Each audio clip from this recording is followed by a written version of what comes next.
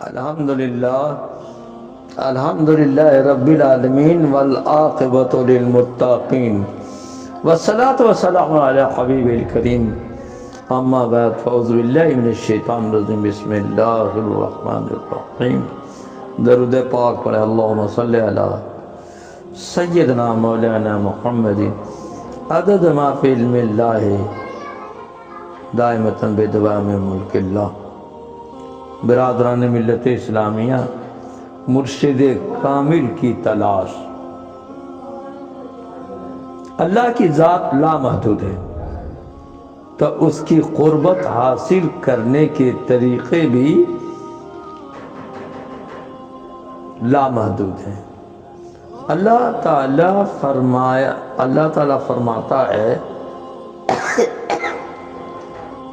وَابْتَغُوا إِلَيْهِ الْوَسِيلَةَ، اللہ تعالیٰ کی طرف پہنچنے کا وسیلہ تلاش کرو۔ پس اب ضروری ہو گیا کہ ہم پیر کامل کی تلاش کریں۔ اس کا طریقہ یہ ہے کہ درویشوں، صوفیوں، علماء سے ہم ملاقات کریں اور ان میں سے کسی کی عیب جوئی نہ کی جائے۔ سب سے پہلے اس کی شریعت کی پابندی پر نظر کرے، جس کو شرع شریف کے خلاف دیکھے پھر اس کو اور دیکھنے کی ضرورت نہیں، اس سے بیعت نہ کرے اگرچہ اس سے خرقے عادات ظاہر ہوں۔ اللہ تعالیٰ سورہ دہر آیت نمبر 24 میں فرماتا ہے کہ ان میں سے گنہگاروں اور کافروں کی اطاعت مت کرو۔ ہم کو یہ بھی یاد رکھنا چاہیے کہ کافر کی صحبت سے زیادہ خطرناک گنہگار کی صحبت ہوتی ہے، اس لیے کہ کافر کا کفر ظاہر ہوتا ہے۔ اللہ تعالیٰ فرماتا ہے کہ اس شخص کی فرما برداری مت کرو جس کے دل کو ہم نے اپنی یاد سے بھلا دیا ہے اور اس نے اپنے خواہش کی پیروی کی اور اس کا کام حد سے بڑھا ہوا ہے۔ ہم مشہور زمانہ عالم پیر کے پاس گئے جن کا منوں میں لنگر ہوتا ہے، جن کے مرید لاکھوں میں ہیں، جن سے ملاقات گھنٹوں بعد ممکن ہے، باشرع بھی ہیں۔ ہم نے چند مریدوں سے باری باری دریافت کیا کہ آپ حضرت کے مرید ہیں؟ جی ہاں۔ آپ بتائیں آپ کے مرشد پیر کامل ہیں؟ جی ہاں، میرے مرشد پیر کامل ہیں۔ اگر پیر کامل نہ ہوتے تو آج ان کے در پر پیسوں کی بھرمار نہ ہوتی۔ آپ نے اپنے مرشد سے کیا حاصل کیا؟ سوال کیا۔ کیا ان کی صحبت میں آپ کو فیض ملتا ہے؟ آپ جب ان کو تصور کرتے ہیں تو آپ کا دل اللہ اللہ کرتا ہے، سرور آتا ہے، سکون ملتا ہے، انوار سے سینہ بھرتا ہے۔ یہ سب نہیں ہوتا ہے تو پھر آپ کا شیخ کامل نہیں ہے۔ اے میرے بھائی، دولت کی ذاتی، مریدوں کی کثرت، مکان کی کثرت، مریدوں کا رش، پیسوں کی بارش، یہ سب پیر کامل کی پہچان نہیں ہے۔ در حقیقت بات یہ ہے کہ علم باطن ایک پوشیدہ امر ہے، اور پوشیدہ امر میں سچ و جھوٹ، صحیح و غلط میں تمیز کرنا بہت مشکل کام ہے۔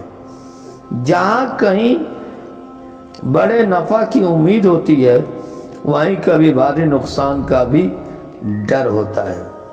جہاں خزانہ ہوتا ہے وہیں کبھی ڈاکو چور کا بھی کھٹکا ہوتا ہے اور نفس روحانی خزانے کا ڈاکو ہے تو شیطان اس کا چور ہے۔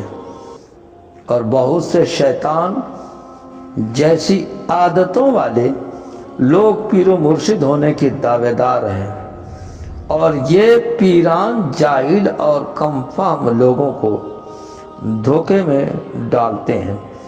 مولانا روم فرماتے ہیں، خبردار، بہت سے شیطان انسان کی صورت میں ہیں، کہیں ہر کسی کے ہاتھ میں ہاتھ نہ دے دینا۔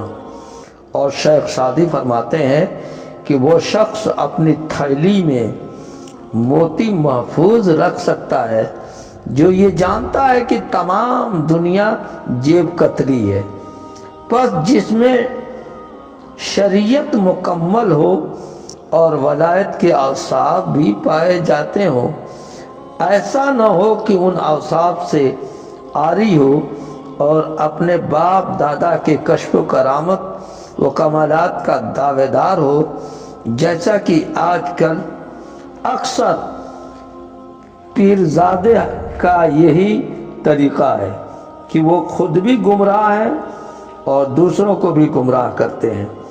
پس اس ولایت کے دعوے دار میں دلیل تلاش کرے، اور شریعت کی پابندی کرنے والے میں خرقِ عادات ظاہر ہونا اس کے ولی ہونے کی دلیل ہے۔ میرے مرشد کا فرمان ہے کہ جب کوئی پیر شریعت کے مطابق عمل کرتا اور مرید بھی کرتا ہو تو اس کے چند مریدوں سے دریافت کرے جو سچ و حق بیان کرنے والے ہوں، انصاف پسند ہوں۔ اے دوست، یاد رکھ کہ پیر بنانا کسی کے ہاتھ بک جانا ہمیشہ کے لیے اس کا ہو جانا ہے، لہذا ہر طرح چھان بین ضروری ہے، کیونکہ مرشد سے لو بھی لگانی ہے، محبت بھی کرنی ہے، چاہت بھی کرنی ہے، خدمت بھی کرنی ہے، تصور میں بسانا بھی ہے، نہایت ادب بھی کرنا ہے، بے حد بے پناہ دل و جان سے محبت کرنی ہے، اس کی ہر بات پر لبیک کہنی ہے، اپنے آپ کو یعنی مرشد کے ہاتھ میں ایسے دے دینا ہے جیسے مردہ زندے کے ہاتھ میں ہوتا ہے۔ زندہ اس کو غسل دے نہ دے، کفن دے نہ دے، جنازہ پڑھے نہ پڑھے، یہ زندہ کی مرضی ہے، مردہ کچھ نہیں کر سکتا۔ اس طرح مرشد کو مانا جاتا ہے، تو سوچ سمجھ کر اپنا پیر بنانا کہ بعد میں افسوس نہ ہو بلکہ فخر ہو۔ پس انصاف کرنے والا عالم اس کی صحبت کی گواہی دے کہ ہم جب ان کی صحبت میں جاتے ہیں تو ہمارے لطائف ذکر اللہ میں مصروف ہو جاتے ہیں، مرشد کے سینے سے فیض و انوار آ کر میرے سینے میں بھر جاتے ہیں، سکون و چین کی عجیب لذت میسر آتی ہے، تو یقین کر لے کہ حضرت مرشد کامل ہے۔ اور ایک نہیں بلکہ چند شخص ایسے تاثیر کی گواہی دیں جو ان کے مریدوں میں سے ہوں، باہر کے نہ ہوں۔ باہر کے لوگوں کو کیا پتا، اس کے علاوہ وہ لوگ بغض رکھنے والے دشمن حاسد بھی ہو سکتے ہیں، لہذا مرید سے ہی دریافت کرے، گواہی دیں تو بہت خوب ہے۔ جب آپ نے صدق بیانی حاصل کر لی تو پھر ایسے پرہیزگار شخص کی صحبت اختیار کریں اور طریقت کی بیعت حاصل کریں۔ اگر ان کی گواہی پر طریقت کی بیعت حاصل کر لی مگر آپ کا دل ان کی صحبت میں اللہ اللہ نہیں کرتا، فیض نہیں ملتا، تو پیر کو چھوڑ دیں، مگر اس کے ساتھ بے ادبی نہ کریں۔ جہاں آپ کا مقصد حاصل ہو وہاں چلے جائیں۔ ایک سے مرید ہوں مگر فیض اس سے نہیں ملتا، مقصد حاصل نہیں ہوتا، پھر بھی آپ اسی سے لگے ہوئے ہیں۔ کہتے ہیں کہ آدمی ایک سے مرید ہوتا ہے، فیض ملے نہ ملے اسی سے لگے رہو۔ میرے بھائی، مقصود بھی ذات اللہ کی ہے، اور مرشد تقرب الی اللہ کا زینہ ہے۔ پس بیعت ہونے کا مقصد اگر پیر ہے تو یہ پیر پرستی ہے اور یہ شرک ہے۔ وآخر دعوانا الحمدللہ رب العالمین۔ برادران ملت اسلامیہ، لہذا اس پر آپ عمل کریں۔